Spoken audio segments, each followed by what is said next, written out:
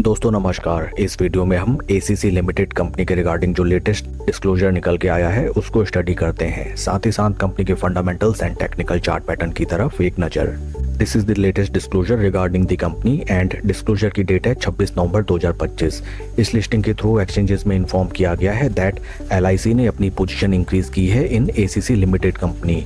LIC की existing share holding थी company में 1,61,15,035 शेयर्स की, जो कि इन परसेंटेज टर्म्स में था 8.582% of total share base. And LIC ने अपनी स्टेक होल्डिंग इंक्रीज करते हुए कंपनी के 37,82,029 शेयर्स फर्दर बाई किए हैं। In percentage terms it represents 2.014% in ACC।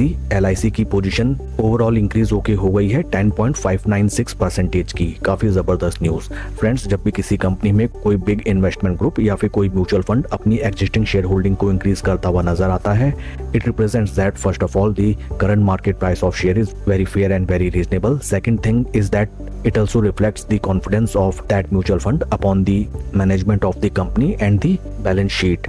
Once again I will reiterate that in ACC Limited company LIC ने अपनी stake holding increase की है एंड LIC ने बाय किए हैं कंपनी के 37,82,029 शेयर्स।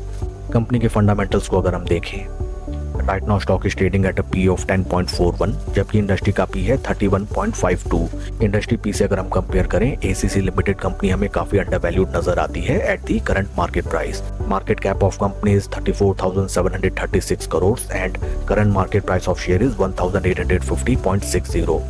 आइए अब हम चलते हैं स्टॉक के टेक्निकल चार्ट पैटर्न की तरफ। This is weekly time frame, जहाँ पे हमें नजर आता है दैट इन रिसेंट स्टॉक ने जो अपने हाइज लगाए थे in the month of July 2024, right now stock उन प्राइस लेवल से हमें अराउंड 35% के ड्रॉडाउन में ट्रेड करता हुआ नजर आता है।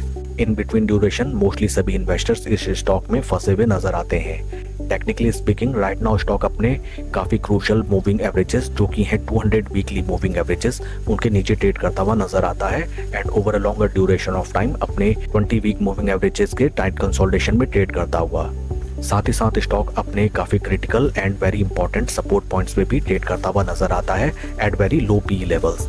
ऊपरी लेवल्स में these are the important resistance points, जहां पे स्टॉक ने आके ब्रेकआउट का अटेम्प्ट किया, but each and every time it has faced a major retracement.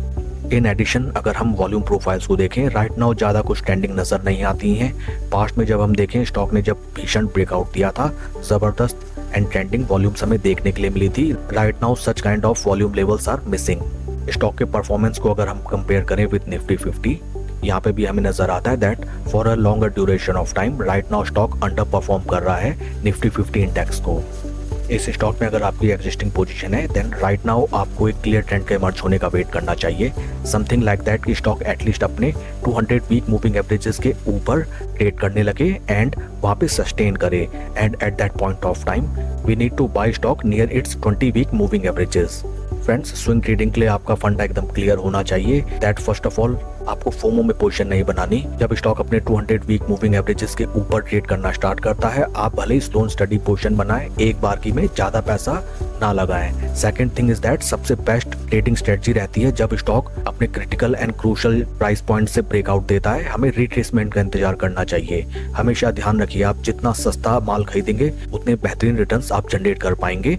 In case stock आपके विपरीत डायरेक्शन में ट्रेड करने लगे, थोड़ा बहुत स्टॉप लॉस लेके हम अपनी पोजीशन स्क्वायर आउट कर सकते हैं। काफी क्रूशियल हो जाता है स्टॉक का ये प्राइस रेंज, जहाँ पे LIC अपनी अच्छी खासी एंड तगड़ी पोजीशन इंक्रीज करता हुआ नजर आता है। That's all for the video friends, please like and subscribe my channel.